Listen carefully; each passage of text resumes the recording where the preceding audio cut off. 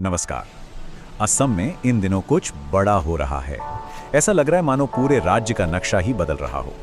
High speed ट्रेनों से लेकर बड़े बड़े वाइल्ड लाइफ कॉरिडोर तक अरबों डॉलर का एक जबरदस्त ट्रांसफॉर्मेशन चल रहा है। तो चलिए आज की इस पड़ताल में हम असम में हो रहे इस डेवलपमेंट बूम की परतें खोलते हैं और समझते हैं कि इसके पीछे की असली कहानी आखिर है क्या।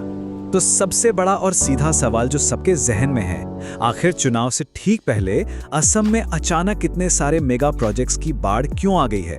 यही वो सवाल है जो हमें इन सारे डेवलपमेंट्स की तह तक ले जाएगा। आज की हमारी चर्चा का रोड मैप कुछ इस तरह का रहेगा।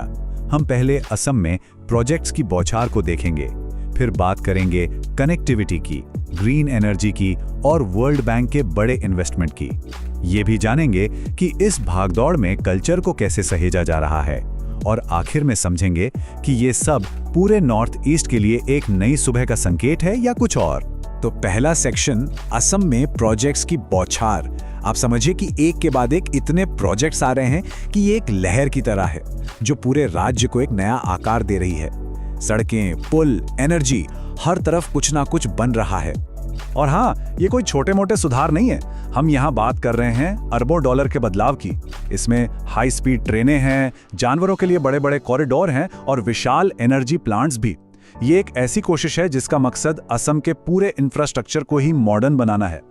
चलिए अब जरा कनेक्टिविटी पर नजर डालते हैं, क्योंकि किसी भी जगह के विकास के लिए सबसे जरूरी चीज होती है वहां की कनेक्टिविटी। और असम में एक नए दौर के लिए जोर शोर से यही काम हो रहा है। जरा इस नंबर पर गौर कीजिए, 6,950 करोड़ रुपए। और जानते हैं ये क्या है? ये सिर्फ एक प्रोजेक्ट काजीरंगा एलिवेटेड कॉरिडोर की लागत है। इसी से आप अंदाजा लगा सकते हैं कि ये प्रोजेक्ट्स कितने बड़े पैमाने पर चल रहे हैं। तो आखिर ये 86 किलोमीटर लंबा कॉरिडोर है क्या चीज? देखिए, इसे 3 हिस्सों में समझा जा सकता है। पहला है 35 किलोमीटर का एलिवेटेड वाइल्ड लाइफ कॉरिडोर, यानी जानवरों के लिए सड़क के ऊपर से एक रास्ता। दूसरा 21 किलोमीटर का बाईपास, ताकि ट्रैफिक पार्क के अंदर ना जाए। और तीसरा 30 किलोमीटर तक हाईवे को और चौड़ा करना। इस पूरे प्रोजेक्ट के दिल में एक ही मकसद है, काजीरंगा की बेशकीमती बायोडायवर्सिटी को बचाना।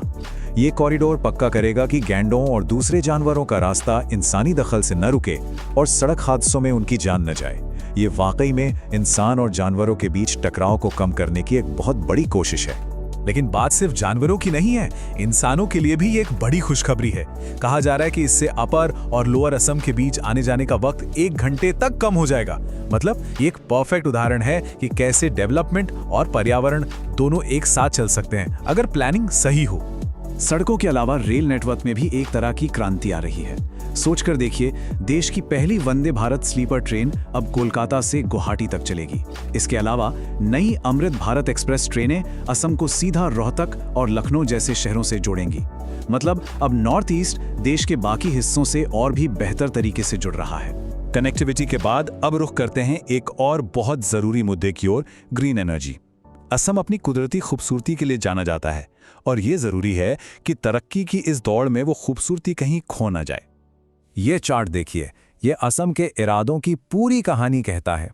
पहले क्षमता थी 610 मेगावाट, जो अब बढ़कर 680 मेगावाट हो गई है। लेकिन असली लक्ष्य तो बहुत बड़ा है, 2000 मेगावाट तक पहुंचना। ये एनर्जी के मामले में आत्मनिर्भर बनने की तरफ एक जबरदस्त छलांग है। अच्छा, जब हम ग्रीन एनर्जी या नॉन फॉसिल फ्यूल एनर्जी की बात करते हैं तो इसका सीधा सा मतलब क्या है? मतलब ऐसी एनर्जी जो कोयले या पेट्रोल से नहीं, बल्कि सूरज की रोशनी जैसे नेचुरल सोर्स से बने। असम जैसे इको सेंसिटिव राज्य के लिए ये बहुत जरूरी है, क्योंकि इससे प्रदूषण कम होता है और राज्य की हरियाली भी सलामत रहती है। और इसमें एक बहुत ही स्मार्ट तरीका अपनाया जा रहा है। ये बड़े बड़े सोलर फार्म उन जमीनों पर बनाए जा रहे हैं जो खेती के किसी काम की नहीं है। तो इस तरह जमीन का भी सही इस्तेमाल हो रहा है। जो जमीन बंजर पड़ी थी, वो अब राज्य के लिए बिजली बना रही है। हमारा अगला पड़ाव है वर्ल्ड बैंक का बड़ा दाव। असम के इस डेवलपमेंट को सिर्फ देश से ही नहीं, बल्कि दुनिया से भी सपोर्ट मिल रहा है। और ये सपोर्ट राज्य के मॉडर्नाइजेशन में बहुत बड़ा रोल निभा रहा है। वर्ल्ड बैंक ने असम में 680 मिलियन डॉलर्स का भारी भरकम निवेश किया है। ये कोई छोटी मोटी रकम नहीं है। इससे पता चलता है कि दुनिया की बड़ी संस्थाएं भी असम के पोटेंशियल को पहचान रही हैं। इस पैसे से राज्य में कई बड़े और जरूरी बदलाव लाए जाएंगे। तो ये पैसा जाएगा कहाँ? इससे पहाड़ी इलाकों में ऐसी सड़कें बनेंगी जो बाढ़ या लैंडस्लाइड में भी टिकी रहें। इलेक्ट्रिक गाड़ियों के लिए चार्जिंग स्टेशनों का एक पूरा नेटवर्क बनेगा। बिजनेस को सपोर्ट करने के लिए नए लॉजिस्टिक हब बनाए जाएंगे और सबसे ज़रूरी, गांव और आदिवासी इलाकों में लोगों की ज़िंदगी को बेहतर बनाया जाएगा। और यहाँ एक बहुत ही दिलचस्प बल्कि हैरान करने वाला आंकड़ा है।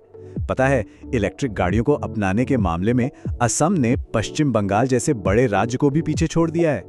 जी हाँ, असम में 1.8 लाख रजिस्टर्ड ईवीज हैं।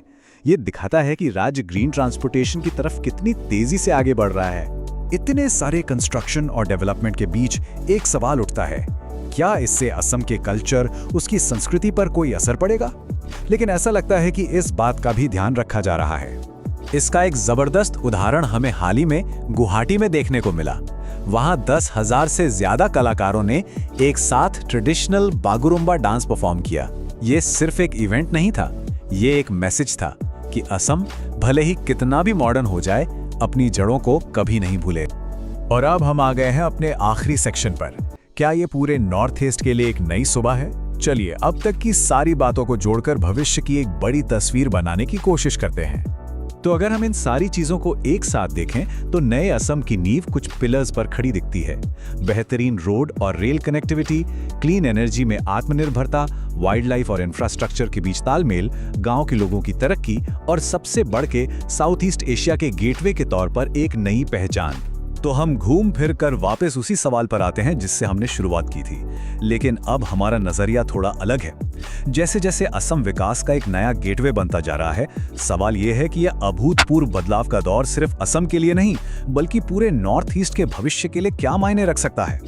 इसका जवाब तो शायद आने वाला वक्त ही देगा।